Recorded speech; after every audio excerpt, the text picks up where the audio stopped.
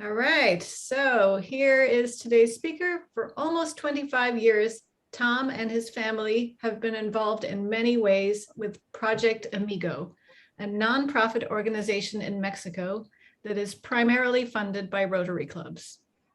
The project serves the underserved youth of Colima, a small state located halfway down the Pacific coast of Mexico. Project Amigo's vision is to break the cycle of poverty that has trapped the disadvantaged youth they serve. Their mission is to provide to these children educational support, financial assistance, counseling, and access to healthcare services they would not otherwise have. Today, Tom will share some of his experiences with Project Amigo. Tom joined Rotary in 1985 as a member of the Rotary Club of Scotts Valley, California. He's now retired after a long career in financial planning and business consulting. Okay, it's all yours, Tom. Gracias, Paula. Buenas tardes, amigos y notarios distinguidos. Oh, wait, I'm sorry. I forgot where I was. See, for the last 25 years or so, I've been spending a lot of time in Mexico supporting that nonprofit organization called Project Amigo. And I forgot I'm not in Mexico today. I'm at my home in Virginia. So let me start over. Good afternoon, distinguished Rotarians. Yeah, that's a lot better. Thanks for the opportunity to speak to your club today. Give me just a second. I'm going to share my screen so I can show you some photographs as I'm speaking.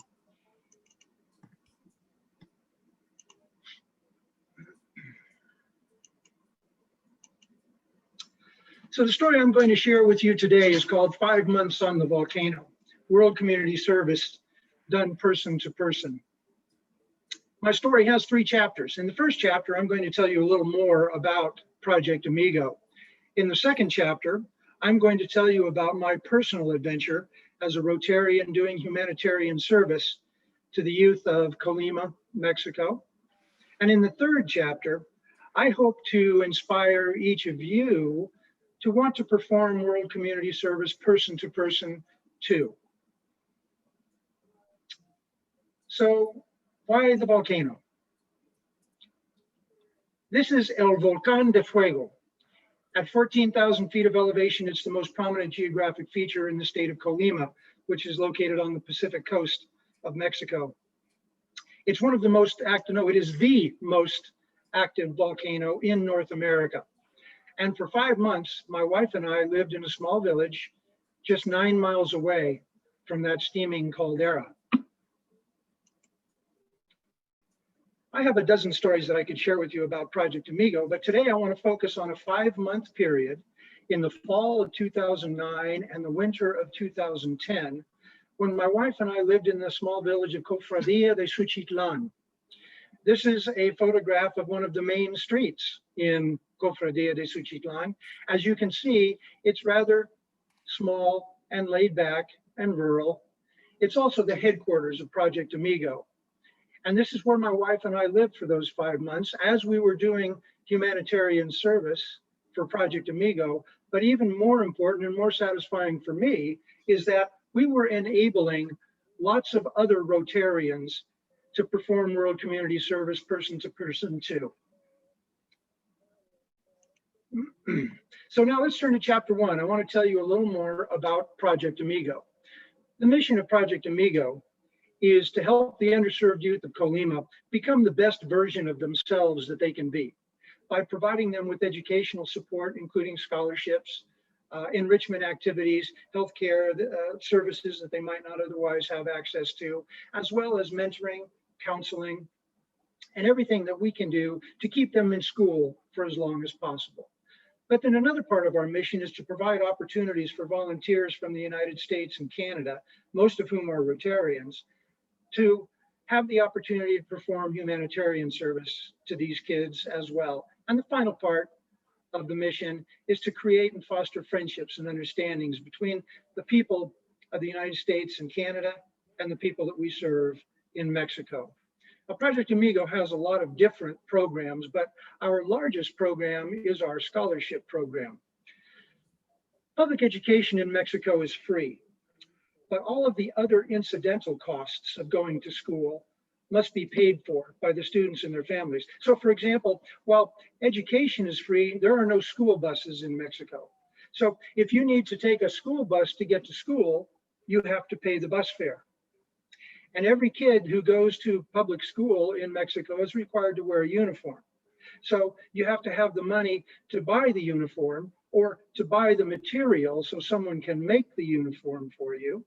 And then there's all those supplies, pens and pencils and paper and notebooks and a backpack to put it all in. Now, for you and I, those incidental costs are not very significant.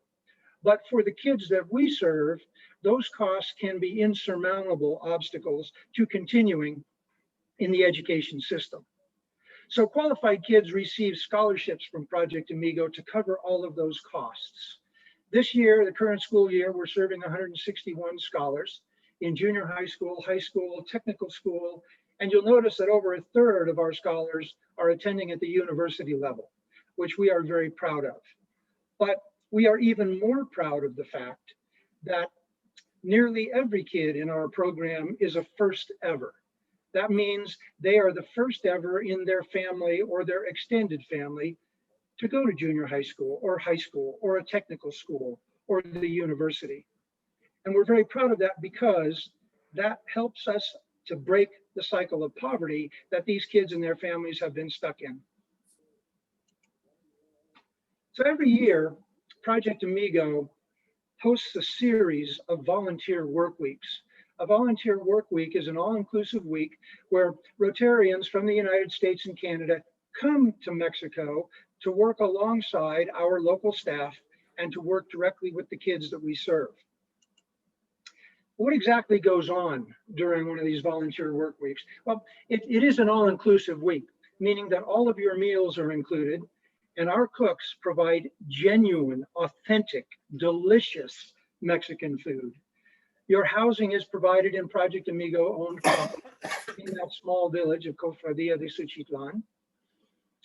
And during a typical day, there's an optional exercise activity before breakfast. Might be a hike, might be a yoga class. But then after breakfast, we generally get together with the kids that we work with to do the activities of the day. After lunch, there are field trips and outings of various kinds with the kids to go out to places where you will learn more about the culture and the history of Mexico. Now, turning to chapter 2, this is my personal adventure doing World Community Service with Project Amigo. My wife and I, in 2009 and 10, worked with Project Amigo as innkeepers. Innkeepers were responsible for designing, organizing, and executing all of the work weeks during their work week season. Today, Project Amigo has a staff person who's in charge of that. But up until just a few years ago, they relied on volunteers to do it. Francie, my wife, and I had that job during that period of time. I can tell you that during a work week, our personal schedule was crazy. 12 to 15-hour days were not uncommon at all. However, I found it so fulfilling because not only was I working directly with the kids to help them improve their lives, but I was enabling about 120 other Rotarians to do the same thing.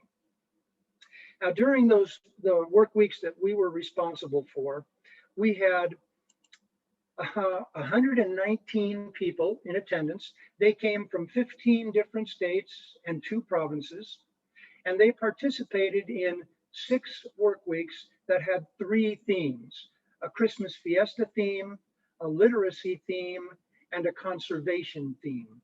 And here's what we accomplished during our work week season. We organized 4,200 books into 21 mini libraries. And then we distributed those mini libraries to schools around the region. A mini library is a steel bookcase that we have fabricated custom for our needs that we fill with books, not textbooks, but fun to read books. And then we take them to the schools around the area. And there's always a very nice ceremony when the mini library is delivered. Then for the Fiesta Navideña week, that's the Christmas Fiesta week, the culmination of the week is a Christmas party for 300 kids that Project Amigo serves at a nearby migrant farm labor camp. They are all involved in an elementary school that we developed there.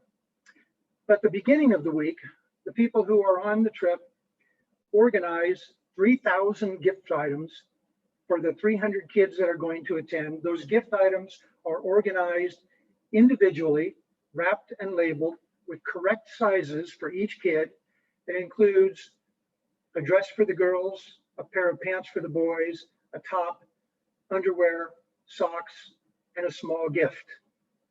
And then as the kids arrive at the Rotary Club of Colima, they each get their gift. And we get to receive their thanks. We get a smile and a hug because it's probably the only gift they're going to get for the entire year. After they arrive, then they enjoy a traditional holiday meal, singing, dancing, games, a visit from Santa Claus, and everybody has a great time, including the Rotarians who are visiting from the United States. Now, in the third theme of our work week season was the Beach and Conservation Week. As I mentioned, Project Amigo is located in Colima, which is on the Pacific coast. And the 75 kids that attended this activity live 45 minutes to an hour away from the beach. Many of them have never been to the beach. Many of them don't know how to swim. Many of them don't know how to be safe when they go to the beach. And many of them have not had the opportunity to understand the importance of conserving the environment. So during the Beach and Conservation Week, we do activities that encompass all of those things. So here we are at the grand finale of the week. We're at the beach, and after making sure that they know how to play in the waves safely, we visit a nearby turtle sanctuary that works to preserve endangered species of sea turtles by raising them from eggs. I hope you can see it in this slide, but here we are releasing 75 baby turtles into the ocean that were hatched at the sanctuary, and now they're leaving to the ocean to spend the rest of their lives. Now, what I've shared with you so far is kind of the big high-level picture of Project Amigo, the facts and the figures and the statistics. So what I want to do now is to focus on the small picture and tell you the story of just one of the students. I'd like you to meet Mireya. Today, Mireya is a young woman, successful, confident.